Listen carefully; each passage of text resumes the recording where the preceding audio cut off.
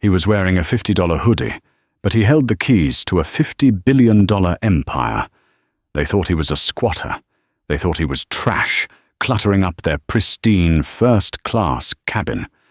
When the lead stewardess threatened to drag him off the plane in handcuffs to make room for a bratty influencer, she didn't know she was talking to the man who signed her paychecks. She wanted a show? She got one. But she didn't expect that the show would end with the CEO standing up, locking eyes with her, and firing the entire crew before the landing gear even locked. This is the story of the flight from hell, and the karma that hit so hard it made headlines. The rain was hammering against the glass walls of JFK International Airport, turning the tarmac into a blurry watercolor of grey and steel. Inside Terminal 4, the air was thick with the smell of overpriced coffee and stress. Darius Sterling adjusted his hood. At 42, Darius didn't look like the founder of Sterling Logistics, one of the largest supply chain conglomerates in the Western Hemisphere. He didn't look like a man who had just acquired a controlling stake in Aerolux, the boutique airline he was currently waiting to board. He looked tired. He was wearing a faded navy hoodie from his alma mater, loose-fitting joggers, and a pair of beat-up sneakers that were comfortable, but definitely had seen better days. He had a backpack slung over one shoulder that contained a laptop worth more than most cars, but you wouldn't know it to look at him. That was the point. Darius hated the fanfare. He hated the suits, the entourages, and the fake smiles that people plastered on when they knew his net worth. Today, he was flying to London to surprise his daughter for her graduation. He had booked seat 1A, the suite, under his middle name, James, to avoid alerting the corporate office. He just wanted to sleep. Zone 1, First Class, and Diamond Medallion members, you are welcome to board, the gate agent announced. Darius stood up, stretching his back. He moved toward the lane, holding his digital boarding pass. Ahead of him, a woman in a beige trench coat with a Louis Vuitton roller bag scoffed as he stepped into the priority lane. She turned to her husband, whispering loud enough for Darius to hear. They really just let anyone in this line now, don't they? Probably an upgrade glitch. Darius ignored her. He was used to it. He scanned his phone, got the green light, and walked down the jet bridge.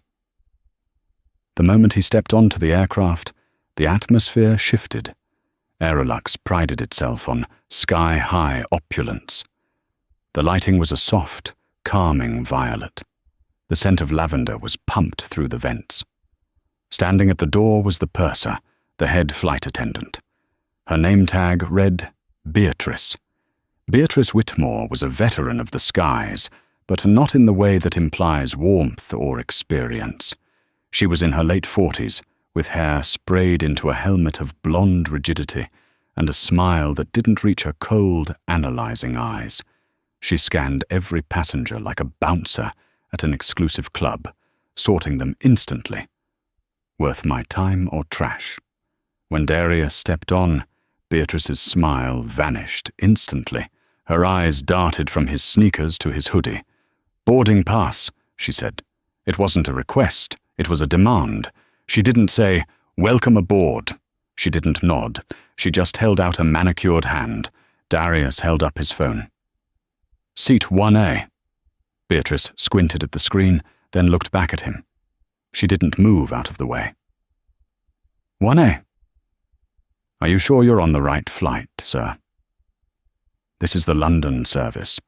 Economy boarding is generally done through the rear, but since you're here, you'll have to wait until the first-class cabin is seated. I'm in 1A, Darius said, his voice deep and calm. I booked it. I paid for it. Beatrice let out a sharp exhale through her nose, a sound of pure irritation. She snatched the phone from his hand, something strictly against protocol, and zoomed in on the ticket. She tapped the screen aggressively. Mr. James? She said the name like it was an alias. "That's me." "Well, Mr. James," she said, handing the phone back with a dismissive flick of her wrist. "Go ahead. But keep your bag under the seat. The overhead bins in first are reserved for standard carry-ons, not backpacks." Darius took his phone back. "My bag fits fine. Thanks for the concern." He walked past her. As he did, he heard her mutter to the junior flight attendant, a young, nervous-looking girl named Sarah. "Keep an eye on him. If he touches the champagne before takeoff, cut him off. He looks like the type to get rowdy." Darius didn't stop. He walked to seat 1A, a private pod with a sliding door. He tossed his backpack into the overhead bin, it fit perfectly, and sat down. He put on his noise-cancelling headphones, pulled his hood up, and closed his eyes. He assumed the friction was over. He assumed he could just endure 7 hours of bad service and get to London. He was wrong. The drama hadn't even started. 10 minutes later, the plane was mostly boarded. Darius had already dozed off, the stress of the week melting away. He was jolted awake by a loud thud against his suite door. He slid his headphones off and looked up. Standing in the aisle was a young man who looked like he had been manufactured in a factory for trust fund brats. He was wearing a designer tracksuit that screamed, "New money," massive sunglasses, indoors, and he was chewing gum aggressively. This was Chadwick Kensington. His father was a real estate mogul in Manhattan, and Chadwick had never heard the word no in his entire 24 years of existence. Behind Chadwick stood Beatrice, looking flustered and apologetic, but not to Darius. She was fawning over Chadwick. "Mr. Kensington, I am so terribly sorry," Beatrice cooed. "There seems to be a double booking. I saw your reservation in the system myself. I don't know how this happened." Chadwick pointed a finger at Darius. "I don't care how it happened, B. I always sit in 1A. It's my seat. My dad owns the building your CEO lives in. Get this guy out of here." Darius sat up straight. "Excuse me?" Beatrice turned to Darius. Her face hardened instantly, the apologetic mask dropping to reveal the sneer beneath. "Sir," she said, her voice dripping with condescension. "There has been a computer error. This seat was reserved for a VIP Platinum member. We're going to need you to relocate." Darius looked at Chadwick, then back at Beatrice. "I have a boarding pass. I'm seated. The app says 1A. I'm not moving." "It's a glitch," Chadwick interrupted, snapping his gum. "Look, buddy, I don't know how you scrounged up the miles to upgrade, or if you hacked the system, but you're in my spot. I need the privacy. I'm vlogging this flight." He held up a camera that had been dangling from his wrist. "I paid full fare," Darius said, his voice remaining level but dropping an octave. "I didn't use miles. I didn't upgrade. I bought the ticket 3 days ago. If you have a booking issue, that's between you and the gate agent. I'm not moving." Beatrice stepped into the pod, invading Darius's personal space. She loomed over him. "Sir, let's be reasonable," she hissed, lowering her voice so the rest of the cabin wouldn't hear the specifics, but keeping it loud enough to be threatening. "Mr. Kensington is one of our most valued clients. Clearly this is a mistake. We have a seat available in Economy Plus. It has extra legroom. I will issue you a refund for the difference in fare. Now grab your bag." It wasn't an offer. It was an order. Darius looked her in the eye. "No." Beatrice blinked. She wasn't used to resistance. "Excuse me?" "I said no. I paid for this seat. I'm tired. I'm going to London. I am not moving to Economy Plus so this kid can vlog." Chadwick laughed, a harsh, barking sound. "Kid? Do you know who I am? Do you know who my father is?" "I don't care who your father is unless he's the pilot," Darius said coldly. Beatrice's face turned a shade of crimson. She stood up straight and signaled to the front of the plane. "Sarah, get Captain Miller. Now." The cabin went silent. The other first-class passengers were watching now. Some were pretending to read magazines, but everyone was listening. A few phones were raised, cameras recording. Darius saw the red light of a recording iPhone 2 rows back. Good. He wanted witnesses. Captain Miller emerged from the cockpit. He was a man who looked like he had checked out of his job 5 years ago. He had a weary, soft face, and a uniform that looked slightly too tight. He clearly let Beatrice run the cabin because he didn't want the headache. "What's the problem here?" Miller asked, rubbing his temple. "He's refusing to vacate the seat, Captain," Beatrice said, pointing an accusatory finger at Darius. "There's a duplicate booking with Mr. Kensington. I've offered this passenger a generous downgrade with compensation, and he is being belligerent. He's raising his voice and disturbing the peace." Darius hadn't raised his voice once. He was sitting perfectly still. "He's aggressive," Chadwick added, playing the victim now. "I feel threatened, honestly. He gave me a look like he was going to hit me." Captain Miller looked at Darius. He saw the hoodie.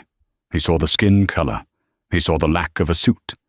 Then he looked at Chadwick Kensington, shining in designer labels, a known name in the airline's database. The bias set in immediately. Miller leaned down. "Sir, I'm the captain of this aircraft. Under federal law, you have to comply with crew instructions. If Beatrice says you need to move for operational reasons, you move. If you don't, I will have you removed." "Operational reasons?" Darius asked, arching a brow. "Moving me for a VIP isn't an operational reason, Captain. It's discrimination, and it's a breach of contract." "Don't quote contract law to me, pal," Miller snapped, trying to assert dominance in front of the wealthy passengers. "I decide who flies. Right now, you're becoming a security risk." "A security risk," Darius repeated slowly. "By sitting in the seat I paid for? By disobeying a direct order from the flight crew," Beatrice shouted, losing her composure. "You are delaying this flight. Look at these people waiting. You are being selfish and entitled." She grabbed Darius's backpack from the overhead bin and threw it into the aisle. It hit the floor with a heavy thud. A laptop corner crunched. "Get out!" Beatrice screamed. "Get off my plane! You're not going to economy anymore. You're off!" Darius looked at his bag on the floor. He looked at the cracked zipper where his laptop was. Something in his eyes shifted. The tiredness evaporated, replaced by the cold, sharp steel of a man who crushed competitors for breakfast. He stood up.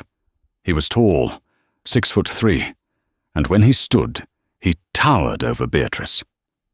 Chadwick took a nervous step back. "You touched my property," Darius said softly. "And you are removing a paying customer because you prefer his last name?" "I am removing you because you are a disruption," Beatrice yelled. "Sarah, call the port authority.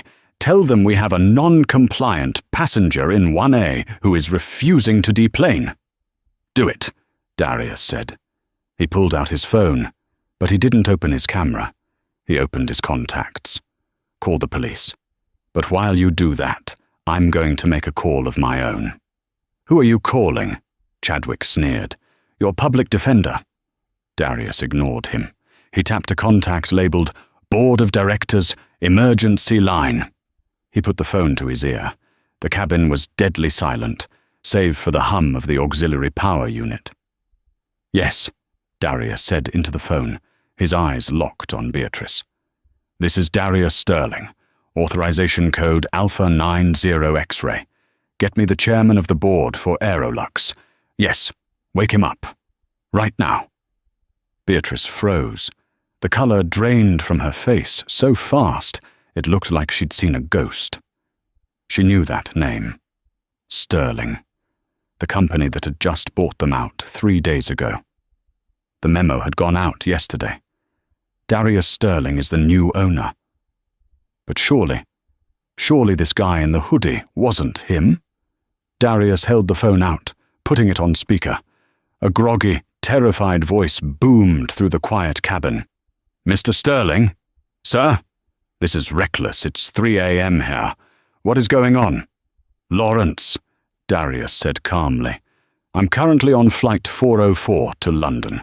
I'm in seat 1A, or I was, until your purser threw my bag in the aisle, and the captain threatened to arrest me for being a security risk while trying to give my seat to a nepotism baby." There was a silence on the line that was louder than a scream. They did what?" Lawrence stammered. "Beatrice Whitmore, Captain Miller. Remember those names, Lawrence, because I want their employment files open on your desk in 5 minutes, and I want you to listen to what happens next." Darius lowered the phone and looked at Beatrice. She was trembling. Her mouth opened, but no sound came out. "Now," Darius said, his voice ringing out like a judge's gavel.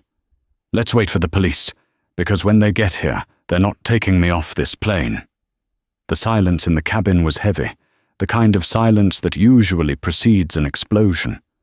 On the speakerphone, Lawrence, the chairman of Aerolux, was no longer groggy. He was shouting, "Captain Miller, are you there?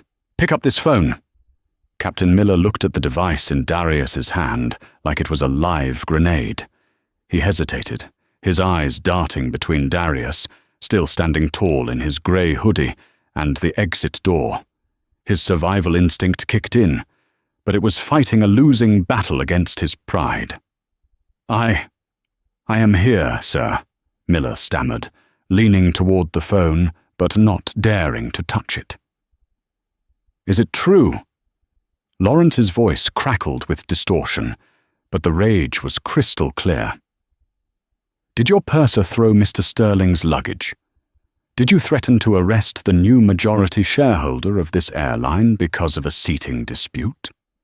Miller swallowed hard. "Sir, we had a situation. A passenger was refusing crew instructions. We didn't know who he was. He wasn't on the manifest as VIP." "I don't care if he was on the manifest as a stowaway," Lawrence roared. "You don't throw luggage. You don't degrade passengers. Do you have any idea the liability you've just exposed us to? Fix this, Miller. Fix it right now, or so help me God." "It's too late for that, Lawrence," Darius interrupted calmly. He tapped the end call button. The line went dead. Darius slid the phone back into his pocket. He looked at Beatrice. The blood had drained from her face, leaving her foundation looking like a cracking mask of plaster. She was trembling so violently her scarf was shaking. Mr. Sterling," she whispered. Her voice was a dry rasp. I had no idea. The lighting in here. I didn't recognize you from the press release photos. If you had just told me." "If I had told you," Darius cut her off, his voice low and dangerous, "you would have treated me like a human being. Not because it was the right thing to do, but because you were afraid of my power. That's not respect, Beatrice. That's cowardice." "Hey!" Chadwick Kensington stepped forward, oblivious to the gravity of what just happened. He was still living in his own bubble where money solved everything. "I don't care if you own the airline or if you're the King of England. I have a contract. I have a seat. And this is taking too long. B, get the cops. Let's get this guy out of here so I can get my champagne." Beatrice spun around, her eyes wide with panic. "Mr. Kensington, please, shut up!" Chadwick recoiled. "Excuse me? You don't talk to me like that. Your father can't save you from this," Darius said, looking at the young man. "Sit down, kid. The adults are talking." Just then, the heavy thud of boots echoed from the jet bridge. "Port Authority Police!" a voice boomed. 2 officers squeezed through the door. One was a burly sergeant named Kowalski, the other a younger officer named Diaz, They looked ready for a fight, hands resting near their belts, expecting a drunk or violent passenger. "Who's the problem here?" Kowalski asked, scanning the cabin. His eyes landed on Darius instantly. The hoodie, the height, the tense posture. He stepped toward him. "Sir, step out of the aisle. I need you to grab your bag and come with us." Beatrice opened her mouth. This was her chance. She could let the police drag him off. It might buy her time. It might save her job for 1 more hour. But she saw the camera lights. Half the first-class cabin was filming. If she lied to the police now, with the chairman already aware, she wouldn't just be fired. She'd be sued into oblivion. "Officers," Darius said, before Beatrice could speak. He didn't raise his hands. He didn't flinch. "I am Darius Sterling. I am the owner of this aircraft." Kowalski paused, blinking. The owner.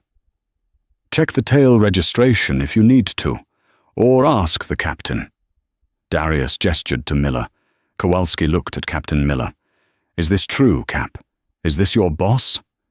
Miller looked like he wanted to vomit. He nodded slowly. "Yes, that is Mr. Sterling." Kowalski's posture relaxed instantly. He hooked his thumbs into his vest. "Okay, so, if he's the owner, who called us?" "We got a call about a security threat and a trespasser." "That would be Ms. Whitmore," Darius said, pointing to Beatrice. "She filed a false police report because she wanted to give my paid seat to that young man over there." Kowalski looked at Beatrice. He looked at the shattered laptop on the floor.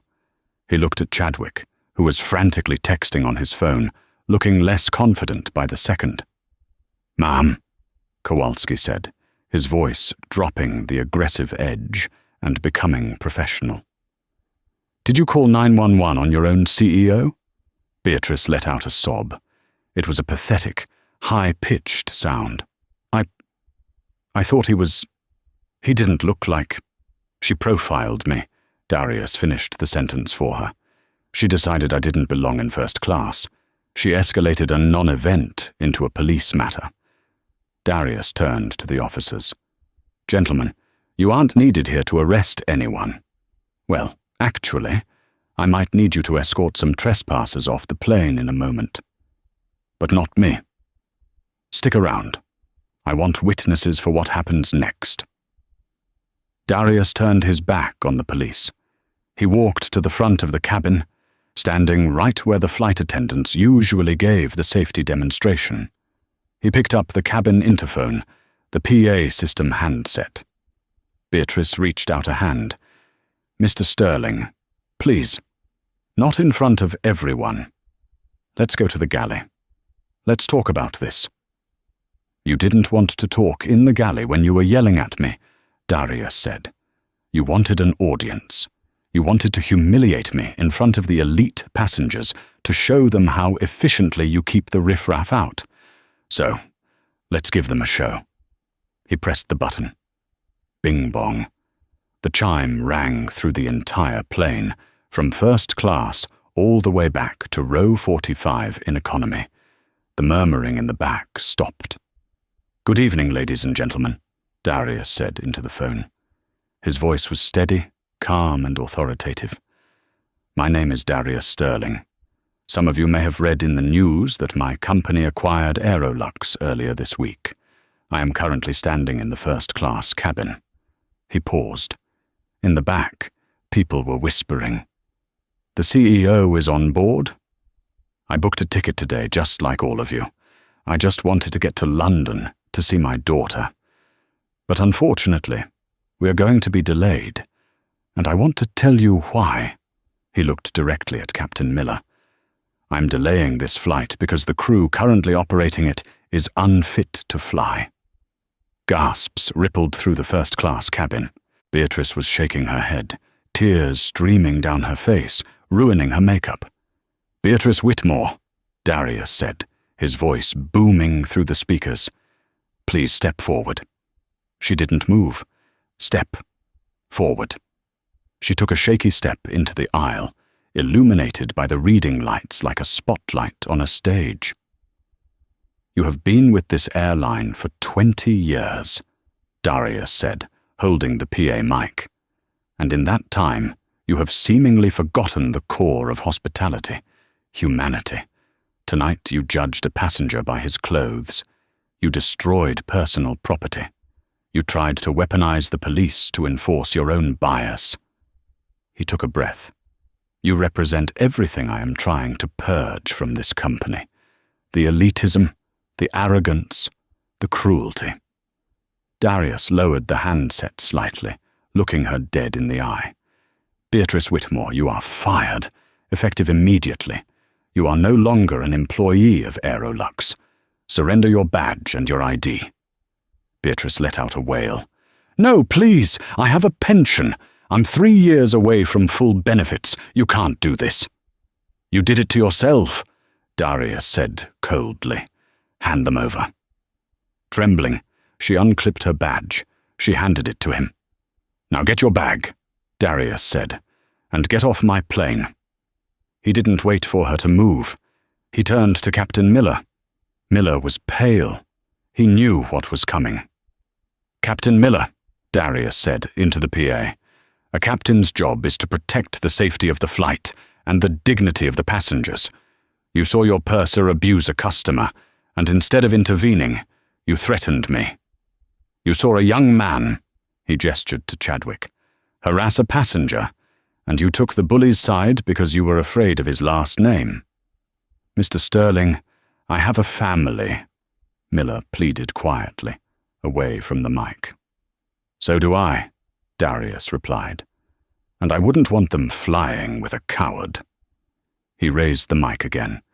"Captain Miller, you are relieved of command. You are fired. Gather your flight bag and vacate the cockpit immediately." The cabin was stunned. Nobody moved. The brutality of it was shocking, but the justice was palpable. Miller hung his head. He didn't argue. He knew that with the board involved, he was finished. He turned and walked back into the cockpit to grab his gear. Darius looked at the junior flight attendant, Sarah. She was pressed against the galley wall, looking like a deer in headlights. She was young, maybe 22. She had been the only one who didn't sneer at him when he boarded. She had actually tried to stop Beatrice from throwing the bag, but had been silenced. "Sarah, is it?" Darius asked, his voice softening significantly. "Yes, sir," she squeaked. "Did you participate in this?" "No, sir. I tried to tell her the system showed you as a full fare ticket. She wouldn't listen." Darius nodded. "Good. You're not fired. In fact, you're promoted. You are now the acting purser for this flight crew once the reserves arrive. Can you handle the manifest?" Sarah's jaw dropped. Yes, sir, I can." "Good." Darius turned his attention to the final problem. Chadwick Kensington was sitting in his seat, trying to make himself small. He had put his sunglasses back on, pretending he was invisible.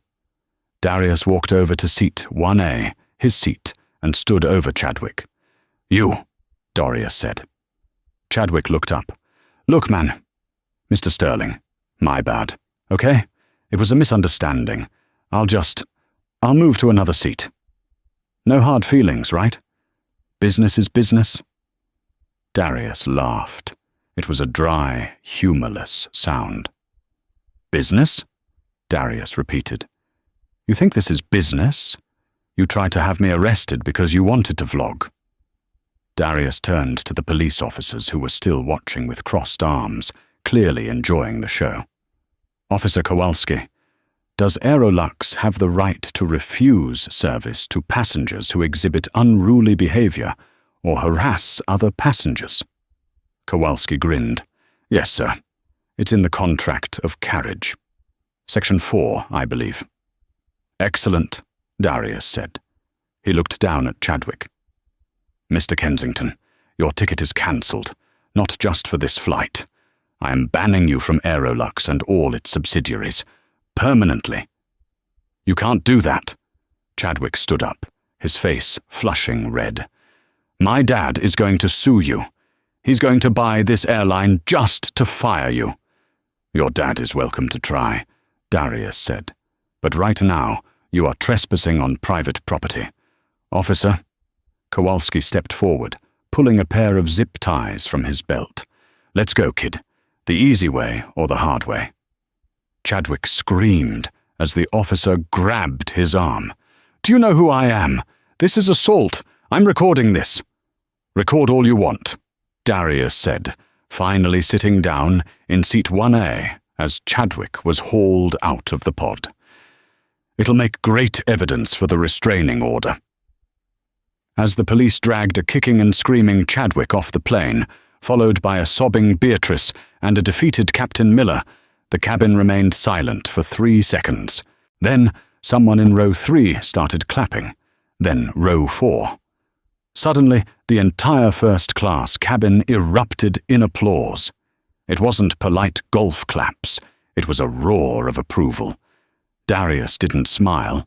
He just picked up his battered backpack from the aisle, checked the laptop, screen cracked but hard drive likely okay, and placed it gently in the overhead bin. He sat down, exhaled a long breath, and looked at Sarah. "Sarah," he said gently, "we're going to need a new flight crew. Call operations. Tell them to wake up the reserve team. Tell them they're getting double time tonight." "Yes, sir," she beamed. "Anything else?" "Yeah," Darius said, leaning back and closing his eyes. "I think I'll take that glass of champagne now." The flight eventually took off 2 hours late. A reserve crew had been scrambled from their beds, confused, sleepy, but terrified into excellence when they heard who was in seat 1A. Darius slept the whole way. But while he slept, the internet was waking up. Remember the passenger in row 4 with the iPhone? His name was Marcus, a tech blogger with a modest following of 50,000 subscribers. He didn't wait until he got to London to upload the footage. He bought the in-flight Wi-Fi package for $25. By the time the wheels of the Aerolux jet touched the tarmac at Heathrow, the video titled "CEO Fires Entire Crew Mid-Flight, Insane," had 4.5 million views. When Darius turned on his phone at the gate, it nearly melted from the notifications. The video was everywhere. It was on TikTok, Twitter, Reddit, and was currently the lead story on CNN. The thumbnail showed Darius standing tall in his grey hoodie, pointing a finger at a weeping Beatrice. The comments were a landslide of support. The way he said, "You did it to yourself," gave me chills. Finally, a CEO who actually rides his own product. "That Lady Beatrice has been terrorizing that route for years. She yelled at my grandma once. Karma is real." But the real drama was happening back in New York. As Darius walked through Heathrow Customs, his phone rang. It was Lawrence again. "Darius," Lawrence sounded exhausted. "We have a PR situation, but it's not the bad kind." "What do you mean?" Darius asked, grabbing his battered bag from the carousel. "Our stock is up 12% in pre-market trading," Lawrence said, sounding bewildered. "The public loves it. They're calling you the People's CEO. Bookings for Aerolux have spiked 400% in the last 6 hours. Everyone wants to fly the airline where the owner fires rude staff." Darius smirked. "And the Kensington family?" "That's the other thing," Lawrence said. "Robert Kensington, Chadwick's father, is online too. He is threatening to pull his company's corporate account. That's a $5 million a year contract, Darius. He wants a public apology and for you to reinstate Chadwick's ticket." Darius stopped walking. He looked at the paparazzi gathering outside the arrivals hall. "Put him through." There was a click. "Sterling." Robert Kensington's voice was a booming baritone used to intimidating subordinates. "You have humiliated my son. You had him dragged off a plane in zip ties like a common criminal." Do you know how much business I bring to your airline?" "I do, Robert," Darius said, walking toward the sliding doors. "About 5 million a year." "That's right. And it's gone unless you issue a statement saying your crew was in the wrong." "Robert," Darius said, his voice cutting through the noise of the airport. "I saw the video. Your son called my employee trash. He tried to steal a seat he didn't pay for. He delayed 300 people. If you want to pull your account, go ahead. But I'm going to release the full, unedited cabin audio where your son screams, 'Do you know who my father is?' while trying to hit a flight attendant." Silence on the line. "I'm willing to bet your shareholders won't like hearing that your son uses your company's name to bully staff," Darius continued. "We don't need your 5 million, Robert. Aerolux made 50 million in market cap this morning because I stood up to a bully.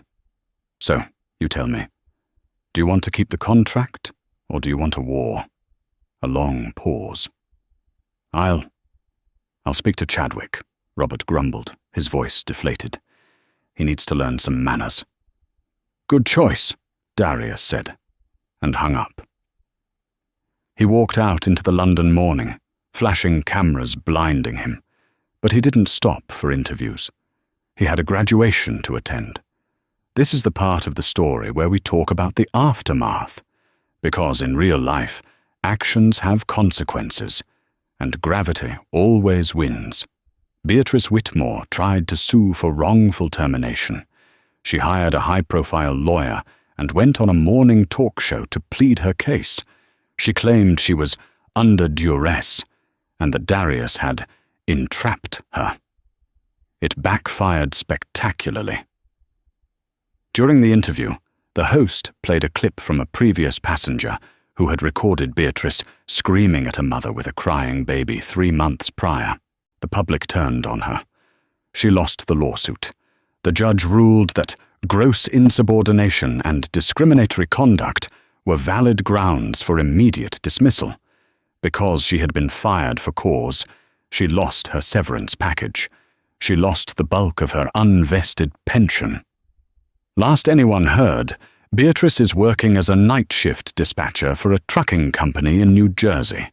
She doesn't interact with customers face-to-face anymore. Captain Miller didn't fare much better. The investigation by the FAA revealed that he had falsified the logbook regarding the delay, blaming it on mechanical issues rather than a passenger dispute. That is a federal offense. He lost his commercial pilot's license for 1 year. At 55 years old, with a stain like that on his record, no major carrier would touch him.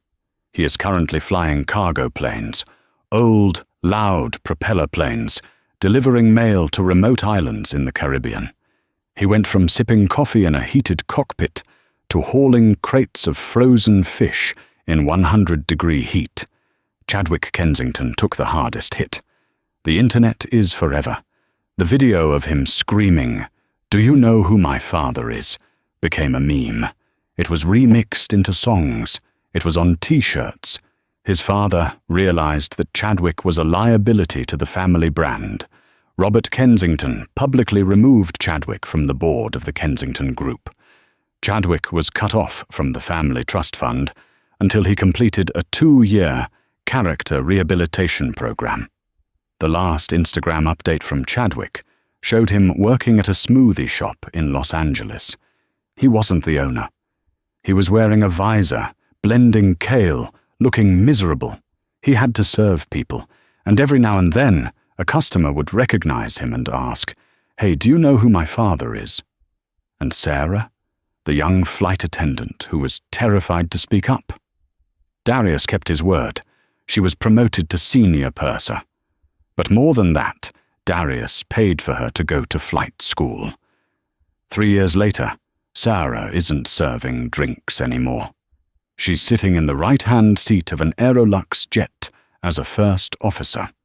The rain had stopped by the time Darius stepped out of Heathrow Terminal 5, but the storm he had created was just making landfall across the Atlantic. While the internet was busy turning Chadwick Kensington into a meme and celebrating the demise of Beatrice, Darius had a war to win. The firing of a crew mid-flight wasn't just a viral moment, it was a corporate crisis. And in the high-stakes world of aviation, crises are usually managed by men in suits trying to bury the truth. Darius wasn't going to let them bury this. He sat in the back of a black Mercedes S-Class, the city of London blurring past the window. He opened his laptop, the screen cracked from Beatrice's assault, a spiderweb of fractured glass over his spreadsheets. It was a fitting symbol.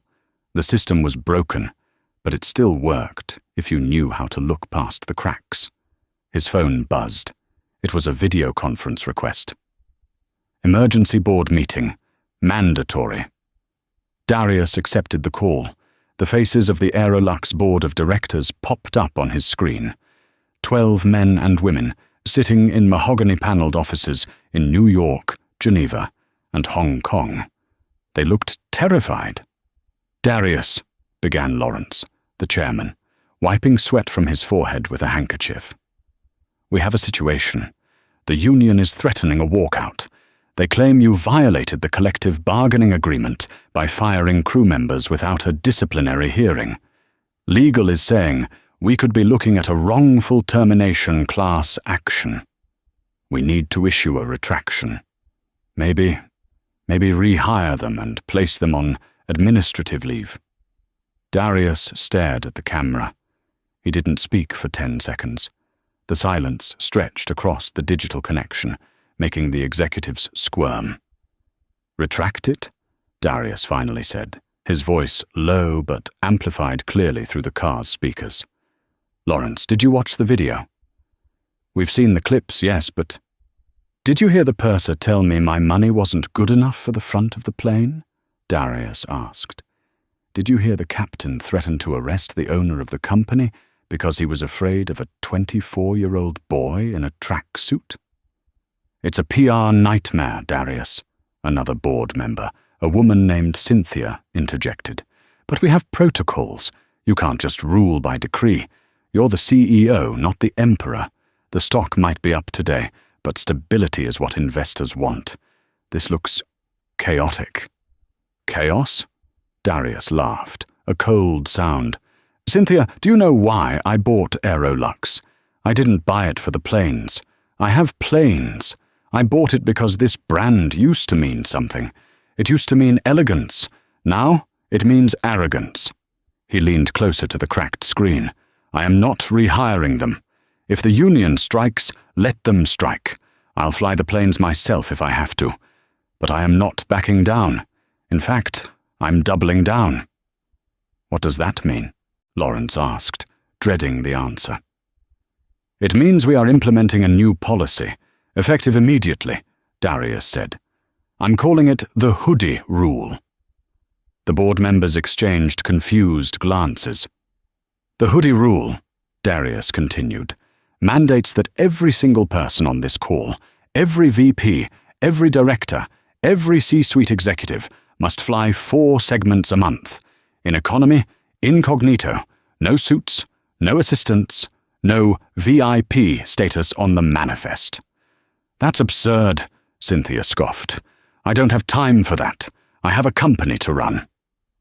"If you don't have time to experience the product you are selling, then you have no business running it," Darius snapped. Beatrice Whitmore didn't become a monster overnight. She became one because nobody was watching.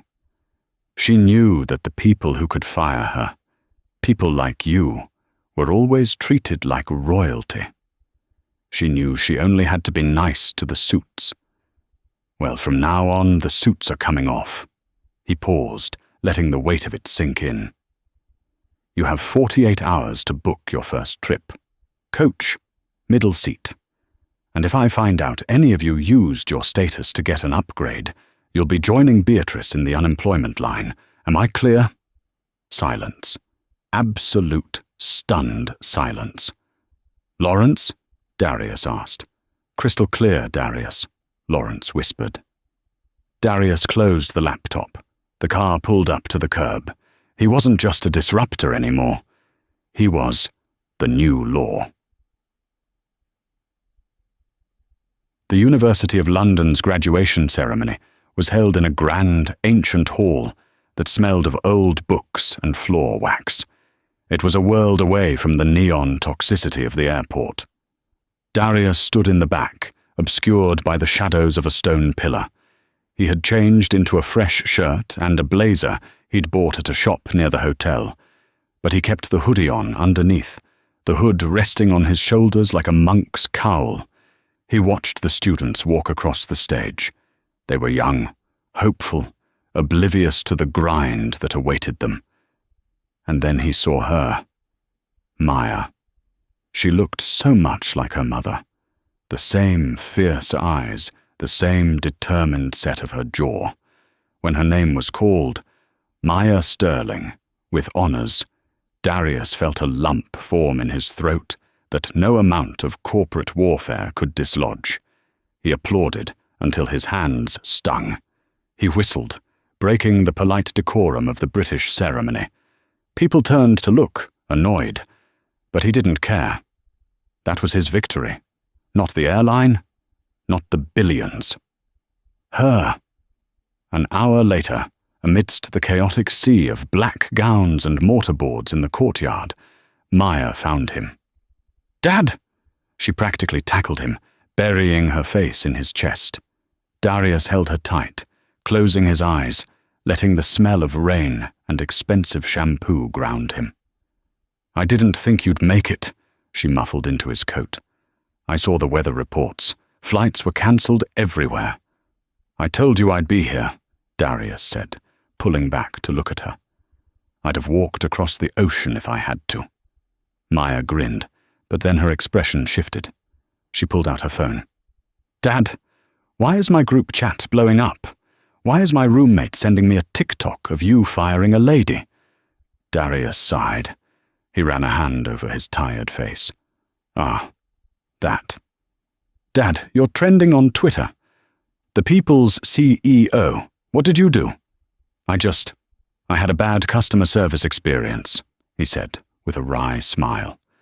Maya scrolled through the video, her eyes widening. She watched the part where Beatrice threw the bag. She watched Chadwick scream. She watched her father stand up. She looked up at him, her eyes shining with a mix of shock and pride. "You actually fired the whole crew? In the air?" "Before the wheels were up, technically." That's insane," she laughed, shaking her head. "But also kind of badass. That lady looked mean." "She was," Darius said seriously. "But Maya, listen to me. It wasn't about being badass. It was about what we talked about last Christmas. Remember?" Maya nodded slowly. "About the bubble." "Exactly. The bubble." Darius led her toward a stone bench, away from the crowd. "Money creates a bubble, Maya. It isolates you. It makes you think the world is softer than it is. Beatrice treated me like garbage because she thought I was poor. Chadwick treated me like garbage because he thought he was rich. They were both trapped in the same lie, that a person's value is written on their bank statement." He took her hand. "I don't ever want you to end up like Chadwick. And I don't ever want you to work for a company that allows people like Beatrice to thrive. I built this empire for you, honey. But if it turns you into one of them, I'll burn it down." Maya squeezed his hand. "I know, Dad. I'm flying economy home, remember? You wouldn't let me buy a business ticket." And the guy next to me ate a tuna sandwich that smelled like death," she laughed. "But I survived." "Good," Darius smiled, kissing her forehead. "That builds character. Now, let's go get dinner. I'm starving, and I refuse to eat airplane food for at least another 24 hours. The return flight, 3 days later, was different. Darius arrived at Heathrow not as a ghost, but as a celebrity. As he walked through the terminal, heads turned. People pointed. A group of TSA agents actually gave him a thumbs up. When he reached the gate for Aerolux Flight 001 back to New York, the atmosphere was electric. The gate agents were standing straighter. They were smiling, and not the fake, plastered-on smiles of fear, but the nervous, excited smiles of people who knew they were part of something new.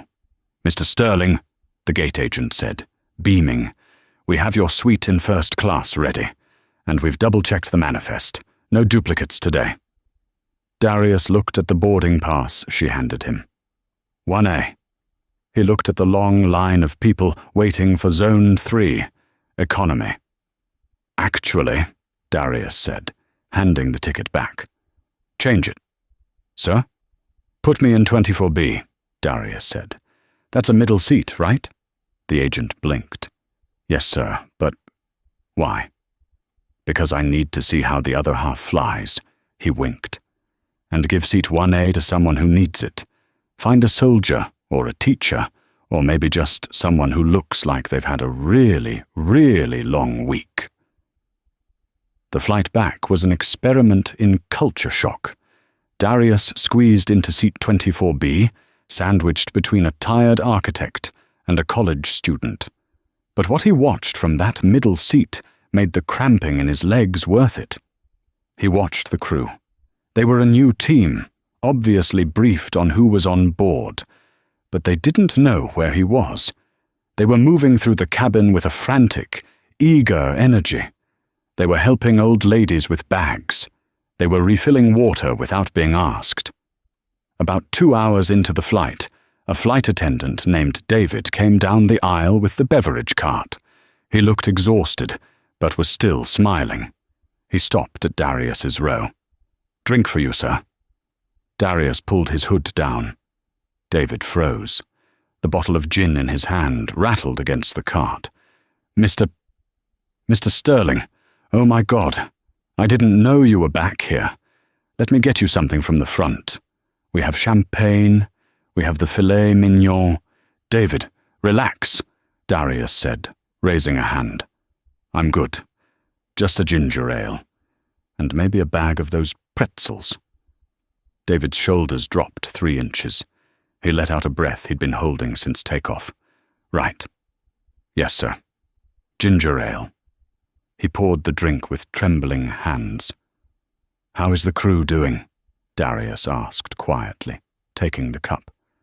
They're on edge, sir, to be honest," David admitted, lowering his voice. "Everyone is afraid of getting fired. The video, it really shook everyone up." "Fear is a good motivator for a week," Darius said, "but it's a bad motivator for a career. David, tell the crew something for me." "Anything, sir." "Tell them that Beatrice wasn't fired because she made a mistake. We all make mistakes. She was fired because she was cruel. As long as you treat these people," he gestured to the sleeping economy cabin, "with the same respect you treat the people in the pods up front, you have a job for life. And tell them I'm authorizing a bonus for this crew. Hazardous duty pay for having the CEO in a middle seat." David cracked a smile, a real one. "I'll tell them, sir. Thank you." When the plane landed in New York, Darius waited for everyone else to deplane first. He grabbed his bag and walked to the front. Sarah, the young flight attendant from the first flight, was waiting by the cockpit door. She wasn't working this flight, but she had come to meet the plane. She was wearing her uniform, but she looked different, taller, confident. "Mr. Sterling," she said. "Sarah," Darius nodded. "I hear you've been promoted." "Acting purser," she said proudly. "And I filled out the application for the flight academy, like you suggested." "Approved," Darius said instantly. "Full scholarship. Aerolux pays for it all, on one condition. Anything. When you get your wings, and you're the captain of a big, beautiful jet like this, don't you ever let a passenger in a hoodie get treated like trash, even if it isn't me." Sarah smiled, tears pricking the corners of her eyes. "Copy that, sir." 1 year later. The change at Aerolux was not subtle. It was seismic. The hoodie rule became famous in the business world. Other airlines tried to copy it, but they couldn't replicate the genuine fear and respect that Darius Sterling commanded. The culture of the airline shifted from exclusive luxury to dignified service. The flight attendants stopped acting like gatekeepers and started acting like hosts. The customer satisfaction scores, once the lowest in the industry for Aerolux, skyrocketed to number 1. Darius sat in his office overlooking the tarmac at JFK. He wasn't looking at spreadsheets. He was looking at a photo on his desk. It was a picture of him and Maya at her graduation. Next to it was a framed screenshot of a text message from Robert Kensington. Darius, you win. Chadwick has been enrolled in a community service program. He's picking up trash on the highway. He hates it. Thank you. Darius chuckled. He took a sip of his coffee. His assistant buzzed in. Mr. Sterling, the board is ready for the quarterly review. Shall I have your suit pressed? Darius looked down at his clothes. He was wearing a fresh pair of joggers and a brand new charcoal grey hoodie. No thanks, Janet, Darius said, standing up and grabbing his notebook. I think I'm dressed perfectly for the occasion. He walked out of the office, down the hall, and into the boardroom. As he entered, he saw 12 executives sitting around the table. None of them were wearing suits. They were all wearing hoodies. It looked ridiculous. It looked unprofessional. It looked like progress. Darius sat at the head of the table, threw his feet up on the mahogany, and smiled. All right, he said. Let's get to work. Darius Sterling didn't just fire a rude employee that day. He fired an entire mindset. He shattered the idea that respect is a luxury item reserved for the first-class cabin. In a world obsessed with status, titles, and VIP lists, it's easy to forget that the person sitting in 24B, or the person serving the coffee, or the person sweeping the floor, has a story just as important as the CEO in the corner office. Beatrice forgot that. Chadwick never learned it, and they paid the price. This story is a reminder to all of us. The true test of character isn't how you treat the people who can help you. It's how you treat the people who can do absolutely nothing for you. So I want to leave you with a challenge. Next time you fly, or take a train, or even just order a coffee, look the person serving you in the eye. Ask them how their day is. Treat them like the CEO of their own life. You might be surprised at the service you get in return. If you believe in the hoodie rule and think more companies need leaders like Darius, hit that like button so this story spreads to the people who need to hear it most. And don't forget to subscribe. I have a story coming up next week about a landlord who tried to evict a single mum, only to find out she was his new judge in court. You won't want to miss it.